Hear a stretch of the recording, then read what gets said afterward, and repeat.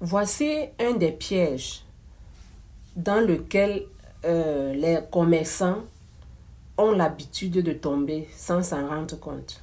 Écoute très bien cette vidéo jusqu'à la fin. Déjà, tu likes, tu t'abonnes, tu la mets en favori parce que tu vas la réécouter plus tard. Parce que ce que je vais dire tout à l'heure là est très important. Alors, imaginons une situation.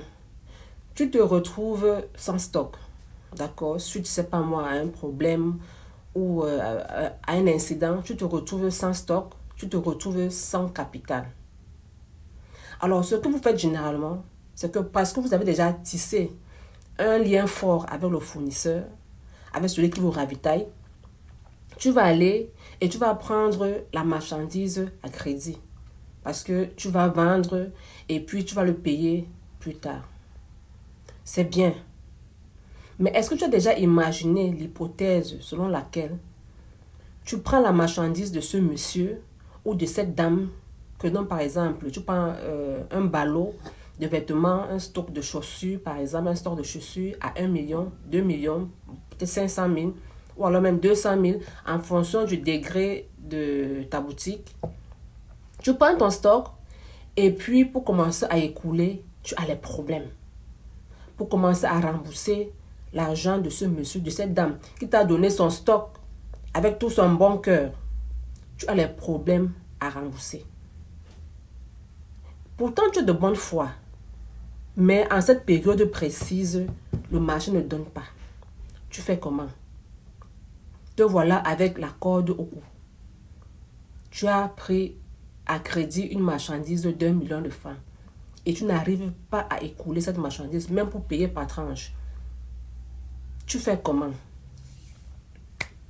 Tu fais comment, mon ami? Tu fais comment, ma chérie? Donc, pour moi, mon conseil est le suivant. Quand tu te retrouves dans ce genre de situation, sans stock, sans capital, pour redémarrer, pour relancer, tu peux commencer avec le dropshipping. Ou alors vendre sur précommande. C'est possible. Parce que quelqu'un prend l'engagement de te donner la marchandise. Vous fixez les délais. Tu dis, je vais te donner par exemple, après 3 mois, 200 000 francs. Et puis les premiers 3 mois arrivent, tu ne peux même pas payer. Tu t'excuses. Oh, le marché n'a pas donné, tout ça, tout ça, tout ça. La personne accepte. Et puis plus tard, le deuxième trimestre, tu ne payes pas. Le troisième trimestre, tu ne payes pas. Et tout voilà maintenant qu'on traîne dans les commissariats, dans les gendarmeries, passer par là, à signer les reconnaissances de dette. Parce que tu as pris ton stock à crédit. Donc, je ne sais pas, ça c'est mon opinion à moi. Tu me dis en commentaire ce que toi tu penses. S'il faut prendre la marchandise à crédit pour relancer, ou alors il faut procéder, comme je disais, par le dropshipping, ou alors par des ventes précommandées. Laisse-moi un commentaire pour donner ton point de vue.